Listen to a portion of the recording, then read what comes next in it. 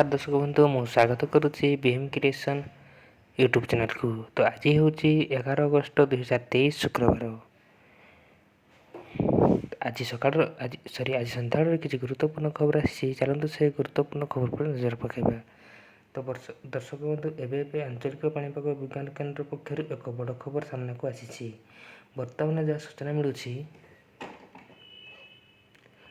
राज्य में मौसुमी प्रभाव दुर्बल 11 और 12 रे वर्षा संभावना। तो सूचना अनुसार से आपण मैंने वीडियो को शेष जाए देखूँ जहाँद्वारा आपण अंचल वर्षार परिमाण क्यों भली भाव हेबो आपण मैंने सठिक सूचना जानीपर। से वीडियो को गोटे लाइक करूँ, चैनल पर जदि नुआ तेज सब्सक्राइब करूँ और पाखरे बेल आइकन को टच कर ऑल उपर क्लिक करूँ जहाँद्वारा एभली लेटेस्ट पाणीपागर सठिक सूचना आपण मैंने आम चैनल माध्यम सर्वप्रथम देखिपारे। तो चलतु डेरी नक खबर उपर नजर पकाइबा।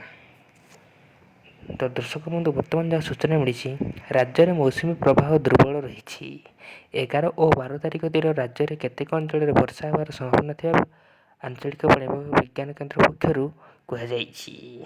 आज बालेश्वर भद्रक जाजपुर केन्द्रापड़ा कटक जगतसिंहपुर सुंदरगढ़ झारसुगुड़ा बरगढ़ सम्बलपुर देवगढ़ अनुगुल ढेंकानाल केन्दुझर मयूरभंज खोर्धा पुरी नयागढ़ जिले में बिजुली घड़घड़ी सह वर्षा हो पारे। सही भली बालेश्वर भद्रक जाजपुर केन्द्रापड़ा कटक जगतसिंहपुर पुरी खोर्धा नयागढ़ गंजाम गजपति और मयूरभंज जिले में 12 तारिख दिन वर्षा होवार संभावना रही। आज भुवनेश्वर पाग आंशिक मेघुआ रहिबो, किछि स्थान वर्षा संभावना मध्य रही। सेथिपाई आपण माने अलर्ट रहंतु एवं वर्तमान आपण अंचल रे पाणीपागर प्रभाव केउं भाव में अच्छी अर्थात वर्षा होउछि कि नहीं, पाग किपरि अच्छी डेफिनेटली आम वीडियो तले कमेंट करी जणाइबे। हाँ दर्शक बंधु कमेंट कला बेले आपण डिस्ट्रिक्ट लिखा बिल्कुल भी भूलिबेनी जहाँद्वारा आपण डिस्ट्रिक्टर पाणीपागर सठिक सूचना आम निश्चित भाव में जणाइबू। से आम सहित जोड़ी हो रुहतु। चैनल को एबे ही सब्सक्राइब करंतु,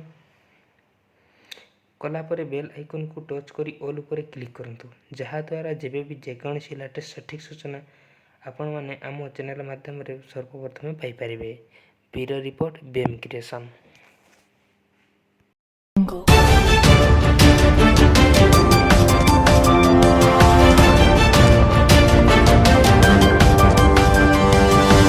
Yojana.